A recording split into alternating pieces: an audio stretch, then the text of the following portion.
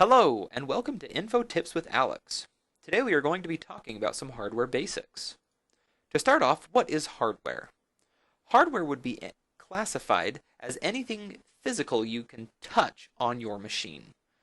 Hardware can be both inside of your computer or outside of your computer. It might be installed before you turn the computer on or after, as long as it is a physical component that you can interact with. So in terms of the inside of your computer, it might be your CPU, your hard drive, your power supply, or your fan. It might be something external though as well. It might be your monitor, your keyboard or mouse. It might be your speakers, webcam, or printer.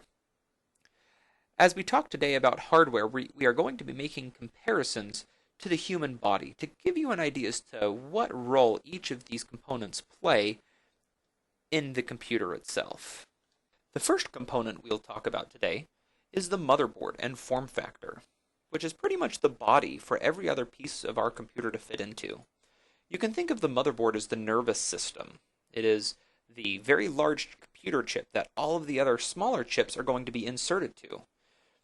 Each of the other components of the computer will be talking to each other through the motherboard to communicate and to send commands. The form factor is pretty much the size, shape, and body of your computer, or the skeletal structure, if you will.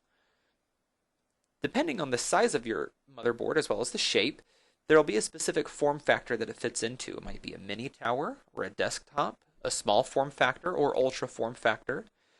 You could even expound upon this and go into laptop computers or tablets. You could eventually even talk about video game consoles or smart TVs or even your car that you drive every day.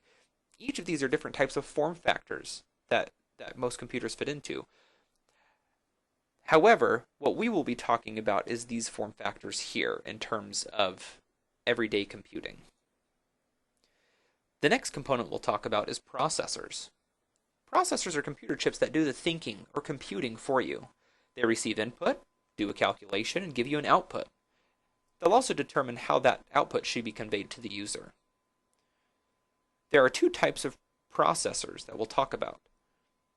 Mainly, the Central Processing Unit, or CPU, and the Graphics Processing Unit, the GPU. The CPU, in conjunction with other chips built into either this unit or onto the motherboard, can be thought of as the brain of the computer. It does all the calculations. It takes all the information that you give it, and it gives out all the information back. So once again, think of this as the brain of the computer. Then there's the GPU. The GPU is responsible for gathering any information from the CPU that needs to be displayed on the screen and computes how to display that information. So if you're playing a video game and you fire your weapon, just to say, it will do the computation. As it makes the computation, it obviously understands that the user needs to see this happening, and so it builds the visual display that you need to see as the user. Next, let's talk about memory. Memory is short-term process storage and sometimes is referred to as RAM, which is short for random access memory. Your CPU can only handle one process at a time, so we need RAM to keep track of all of the processes that we've either completed already or still need to be completed, or be completed even at the same time. The random access memory keeps track of all of these computations. It's referred to as random access memory because none of this is going to be permanently saved on your computer. When the electrical shuts down, when the computer is turned off, if you will, all of this information is lost. It is not long-term storage. It's very short. So we have to have a different type of memory or storage for our long-term information. So when you need all of your information to stay around after you turn off your computer, so for the next time that you turn it on, we refer to this as storage. So storage devices tend to be on something called a hard drive, or an optical storage, which would be similar to a CD or DVD or a Blu-ray disc, or flash storage. Now sometimes these might be combined. For example, you may have a flash hard drive, which would mean that it has less space but moves faster than a traditional hard drive. Understand that the main point here is that a hard drive will be a large metal disk spinning on a platter. Now, you never see that disk nor the platter, you really just see the outside box, but that's what a hard drive is. It has moving parts. The optical storage is a drive with removable media. You can put a disk in, you can take that disk back out, put another disk in. So pretty much what we use for CDs and Blu-ray discs. A flash storage isn't necessarily always going to be on a flash drive, but traditionally, and for all intents and purposes, we will use that for the examples here. So flash storage that is not on a moving part, it's not optical, it's just saved on chips inside of whatever drive you're putting in, but it is a long-term storage. Next, let's talk about input and output types of hardware. Input and output is anything that you interact with physically to either give information to the computer or get information from your computer. Input would be something that you use to put information into your computer. Most traditionally, this is the computer mouse or the computer keyboard. So you're giving commands to your computer. You're telling your computer to do something. What we get back is called output. It's anything that we use to get information from our computer. Most common is the monitor.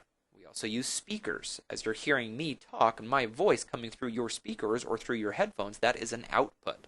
Another form of output is a printer. So as we can put in commands to tell the computer that we want an output printed on a piece of paper. Now, mind you, some printers can be both an input and an output. Let's say that you have a combination printer and scanner. The scanner portion would actually be an input because it's used to send information to the computer. The printer portion would be the output, so we're getting information back out from the computer. Next, let's talk about the unsung heroes of the computing world, power and cooling. Now, the reason I say unsung is it's not going to be something that's going to improve the performance of your computer by all that much. Not as much as a new computer chip or something along those lines will, but they are still very important components. First of all, power. The power supply that you put into your computer will be the heart of your computer. It's where you plug your electrical cord into the computer. Nothing computational is happening here. No intense, computations or complex things outside of the fact that it needs to know how much electricity to distribute to each component of the machine, which is very important. You don't want to ever supply too much or too little power to any one specific component. So power supplies are very important in that way. Then you've got the cooling. Most cooling for an everyday computer is done with a series of high power fans.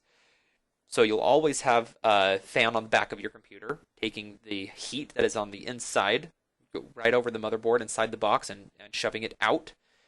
You're also going to have a fan directly over your CPU. Very often you'll also have a fan right over your GPU.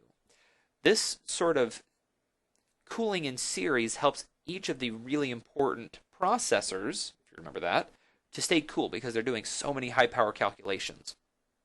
Some machines will also utilize a liquid cooling. This is not nearly as common and can be dangerous for your computer if you're not familiar with how to use it. But understand that it is a very effective way to supercool your machine to keep it running at low temperatures, which allows for higher processes. There is other hardware that you'll be able to install in your computer as well. Here we've got a thumbprint scanner that you can plug into your computer. There is wireless networking, which you can put into your computer as well as any other sorts of entertainment value or any other types of hardware that you'll be able to insert into your computer ports. These are all hardware because it's something that you physically touch and use to interact with your computer one way or another.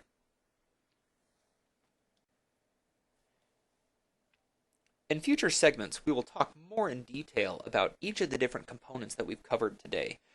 However, today we have talked about hardware in general. I hope you've enjoyed this as much as I have. If you have any questions, please give me a call. Thank you.